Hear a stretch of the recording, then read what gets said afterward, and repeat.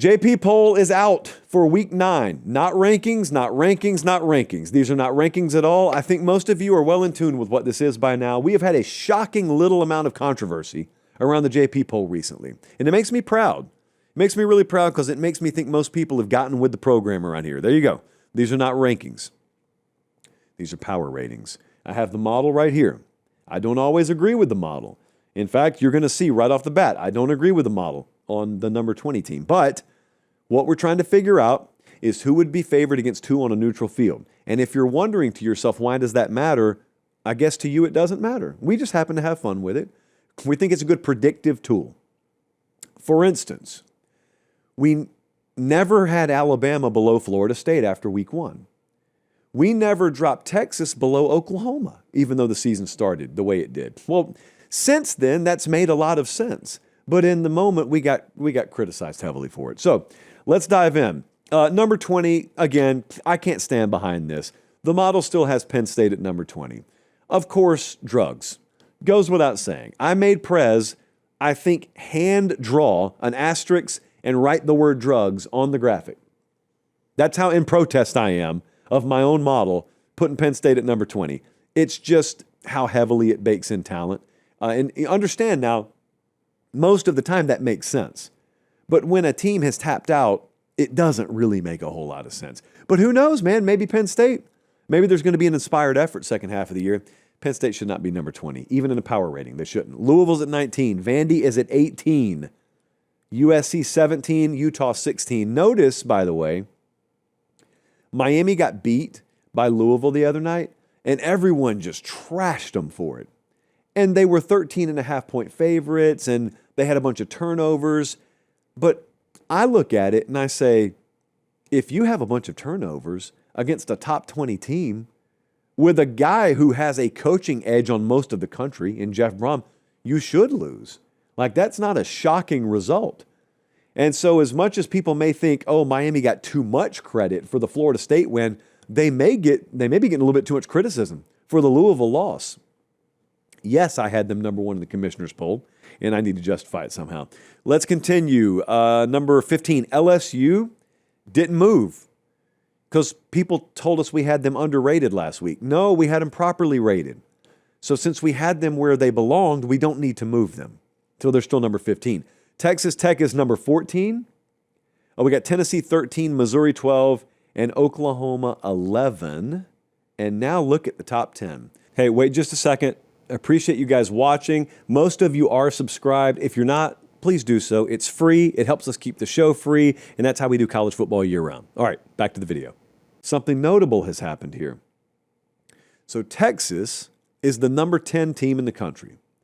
Ole Miss is 9, and A&M is number 8. If you'll remember, and trust me, Billy Lucci does, as of the past several weeks, the model still had Texas over Texas A&M.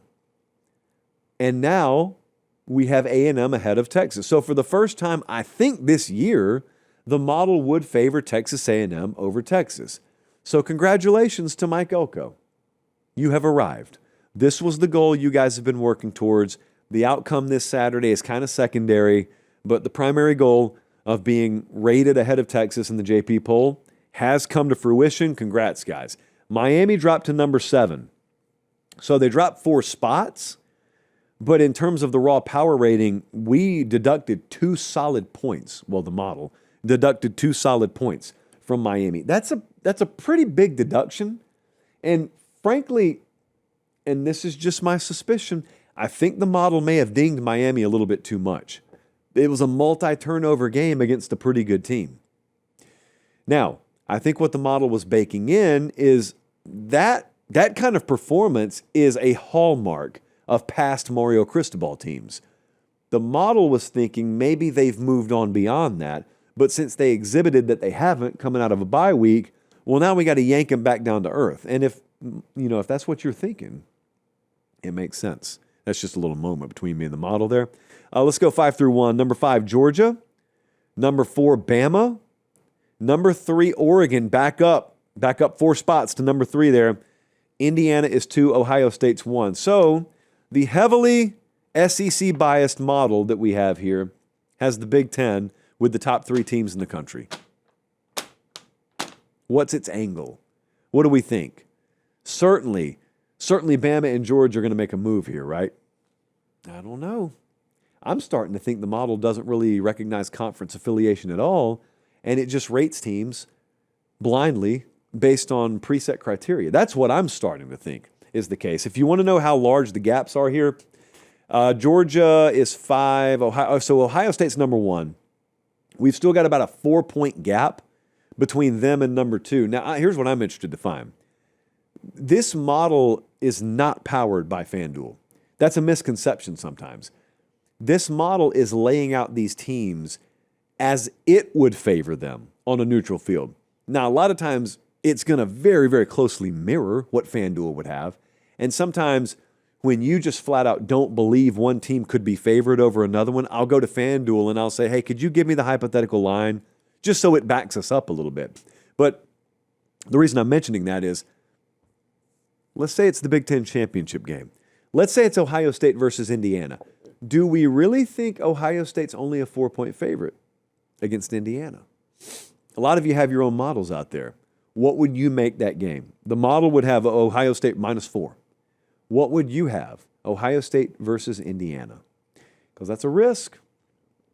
You're hanging Ohio State -4. You know you're going to take heavy Buckeye action. Now, one of the biggest lies that people have ever told about Vegas in general is that the point spreads they put out are just meant to garner equal action. That is not the case, okay? Every single week, there is a side in most games that they're going to be heavy on. And I can't think of one off the top of my head, but like there have been several examples just in the past few weeks of lines where as soon as they released it, you know they're going to take heavy money towards the favorite or towards the dog. They're just more comfortable with their position than the public position in those games.